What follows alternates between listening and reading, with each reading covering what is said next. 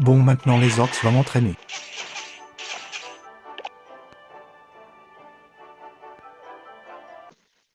Ok Misty, le but est simple. Deux joueurs se battent, en gros toi et ton adversaire. Et le but, tu dois détruire les trois tours ennemies tout en gardant les tiennes aussi. Tu dois attaquer et défendre à l'aide d'un deck composant de 8 cartes que tu choisis parmi ce que tu as. Tout le temps dans ta main, tu as 4 cartes et tu as la possibilité de voir la prochaine qui va arriver. Ton deck doit être synergique afin que tes cartes se complètent bien pour avoir un deck efficace. Donc il te faut de la défense, une win condition, donc en gros une troupe qui attaque que les bâtiments pour viser les tours plus facilement. Un tank pour accompagner cette win condition peut-être. Il te faut aussi un sort avec de lourds dégâts et un bâtiment pour contrer les win conditions de l'adversaire.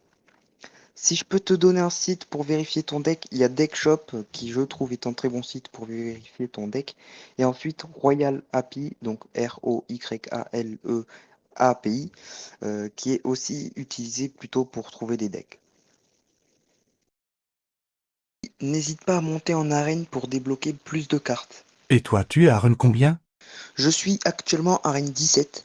Donc en partie, c'est de bien garder ton élixir qui te permet de poser des cartes car sans ça, tu peux rien faire. Et surtout, garde-le bien car l'adversaire s'il te fait une grosse attaque et que toi t'as rien, bah ta tour tombe. Après, évite les grosses attaques en x1 élixir, donc ça tu le vois en haut à droite. À partir d'une minute de jeu, c'est en x2.